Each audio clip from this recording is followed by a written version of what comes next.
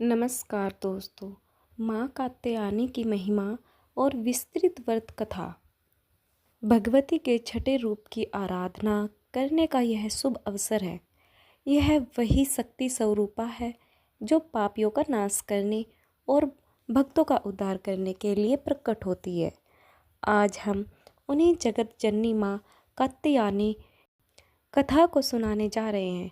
इस कथा के माध्यम से हम जानेंगे कि कैसे ऋषि कात्यायनी की तपस्या से प्रसन्न होकर माँ ने उनके घर पर जन्म लिया और कैसे महिषासुर का वध कर संसार में धर्म की स्थापना की। भक्ति भाव से आज की कथाओं को सुने। माँ कात्यायनी केवल महिषासुर का वध करने के लिए ही अवतरित नहीं हुई थी, बल्कि वे भक्तों की मनोकामनाएं पूर्ण करने के लिए दिव्य शक्ति भी है। विशेष रूप से जब ब्रजमंडल में उनकी पूजा अत्यंत प्राचीन है और वे ब्रजमंडल की अधिष्ठात्री देवी भी मानी जाती हैं। भगवान श्री कृष्ण जब गोकुल और वृंदावन में लीला कर रहे थे, तब वहाँ की गोपियाँ उनसे अत्यंत प्रेम करती थी। वे श्री कृष्ण को अपने जीवन का सर्वस्व मानती थी और मन ही मन उन्हें अपने पति रूप में प्राप्त करना चाहती थी। लेकिन यह कैसे संभव हो, इसलिए उन्होंने माँ कात्यायनी का व्रत रखकर अपनी मनोकामना पूर्ण करने का संकल्प लिया। शास्त्रों में वर्णित है दिसंबर जनवरी में जब ठंडी पड़ जाती है, तब गोपियाँ सुबह सूर्योदय से पहले उठकर यमुना नदी में स्नान करने जाती थी। वे पूर्ण निष्ठा और भक्ति के साथ माँ कात्यायनी का पूजन करती और उनसे प्रार्थना करती, हे माँ कात्यायनी, हम श्री कृष्ण को पति रूप में प्राप्त करना चाहती हैं, कृपया हमारी यह मनोकामना पूर्ण करें। गोपियों ने पूरे 1 महीने तक बिना किसी विलासिता के यह व्रत रखा था। वे बिना तेल लगाए, बिना सज धज के केवल माँ की भक्ति में लीन होकर नियम पूर्वक व्रत रखती थी। सूर्योदय से पहले उठना और यमुना में स्नान करना, माँ कात्यायनी की प्रतिमा बनाकर उनकी पूजा करना, पीले फूल, चंदन, अक्षत नियमित रूप से मंत्र का जाप करना, केवल फलाहार करना और ईश्वर का ध्यान करते हैं। जब गोपियों का व्रत पूर्ण होने आया तो भगवान श्री कृष्ण ने उनकी भक्ति और प्रेम की परीक्षा लेने का निश्चय किया। एक दिन जब गोपियाँ स्नान करने के बाद अपने वस्त्र नदी किनारे रखकर जल क्रीड़ा कर रही थी, तब श्री कृष्ण चुपचाप आकर उनके वस्त्र उठा ले एक पेड़ पर चढ़कर बैठ गए। गोपियों ने जब यह देखा तो वे लज्जित हो गई। केवल कृष्ण से आग्रह करने लगी, हे कृष्ण, कृपया हमारे वस्त्र लौटा दे। श्री कृष्ण ने हंसते हुए कहा, अगर तुम्हें अपने वस्त्र चाहिए तो पहले अपने दोनों हाथ जोड़कर प्रणाम करो और माँ कात्यायनी को यह स्वीकार कर लो कि मैंने तुम्हारा व्रत सफल कर दिया। गोपियों को समझ आ गया कि यह सब श्री कृष्ण की लीला है। वे अत्यंत लज्जा से भरी हुई थी, लेकिन वे जानती थी कि श्री कृष्ण केवल उनकी परीक्षा ले रहे हैं। उन्होंने माँ कात्यायनी से प्रार्थना कर भगवान श्री कृष्ण को प्रणाम किया। श्री कृष्ण प्रसन्न हो गए और कहा, तुम सबकी मनोकामना पूर्ण होगी। तुम्हारा यह व्रत सफल रहा। भविष्य में मैं ही तुम्हारा पति बनूंगा। गोपियाँ अत्यंत प्रसन्न हो गई। भगवान ने प्रेम पूर्वक उनके वस्त्र लौटाए और फिर से उनसे प्रेम पूर्वक मिलने का वचन दिया। गोपियों की भक्ति, प्रेम और श्रद्धा देखकर माँ कात्यायनी अत्यंत प्रसन्न हुई। इस व्रत के प्रभाव से ही आगे चलकर भगवान श्री कृष्ण ने महारास रचाया, जिसमें उन्होंने गोपियों को परम आत्मिक प्रेम और भक्ति का सर्वोच्च अनुभव दिया। माँ कात्यायनी व्रत का महत्व। नंबर 1, यह व्रत पति प्राप्ति और दाम्पत्य जीवन के सुख के लिए है। नंबर 2, जो कुंवारी कन्याएं अच्छे पति की इच्छा रखती हैं, उनके लिए यह व्रत अत्यंत फलदायी है। नंबर 3, माँ कात्यायनी की कृपा से विवाह में आ रही सभी बाधाएं दूर होती है। नंबर 4, यह व्रत सच्चे प्रेम, भक्ति और निष्ठा को सिद्ध करता है। माँ कात्यायनी की स्तुति और मंत्र करें और गोपियों का यह व्रत न केवल उनकी प्रेम भक्ति को सिद्ध करने वाला था, बल्कि यह दर्शाता है कि माँ कात्यायनी सच्चे प्रेम और भक्ति की परीक्षा लेती है और जो सच्चे हृदय से उन्हें पुकारता है, उसकी हर मनोकामना पूर्ण करती है।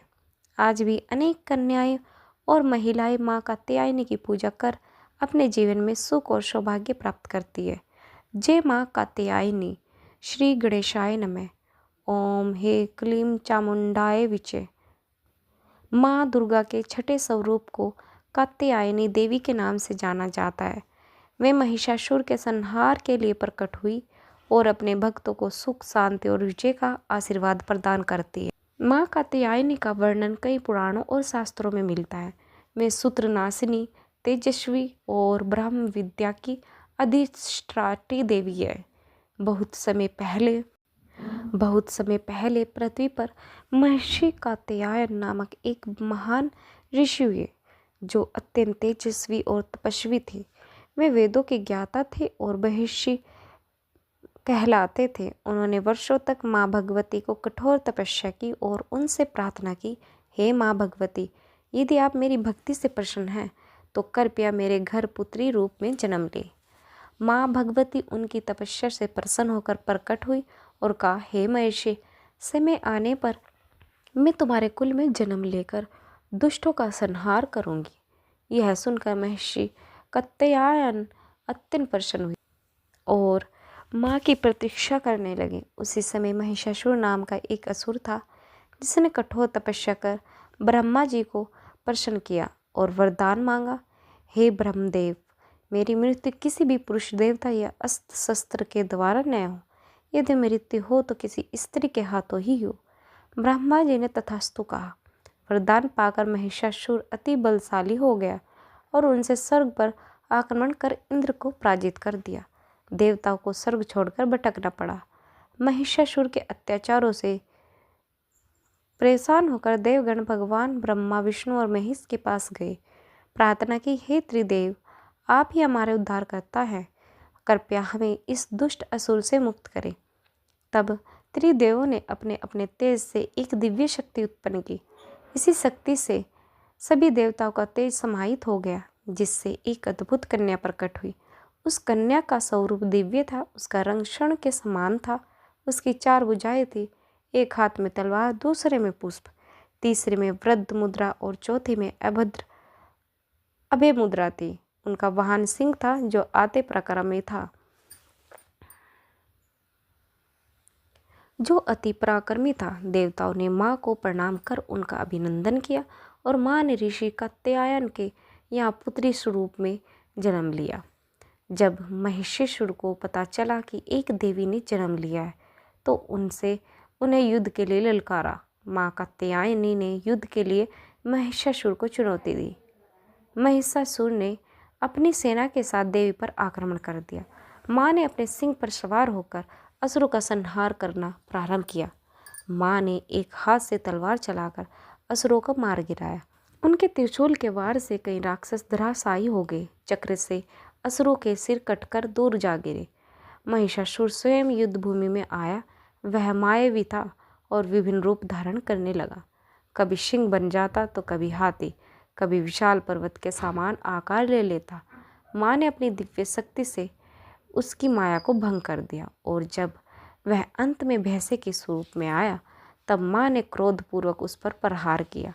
हे दुष्ट, तेरा अंत आ गया है, अब तू किसी को कष्ट नहीं पहुँचा पाएगा।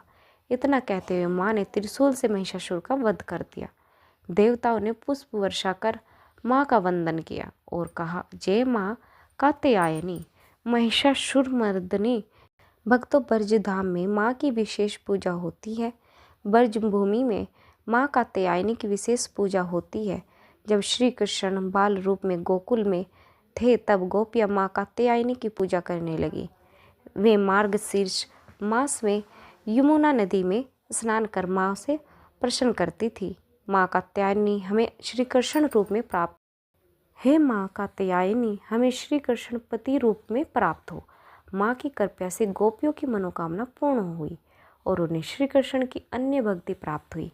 माँ कात्यायनी की कृपा और फल, माँ कात्यायनी की उपासना करने से सभी प्रकार के पापों और कष्टों से मुक्ति मिलती है।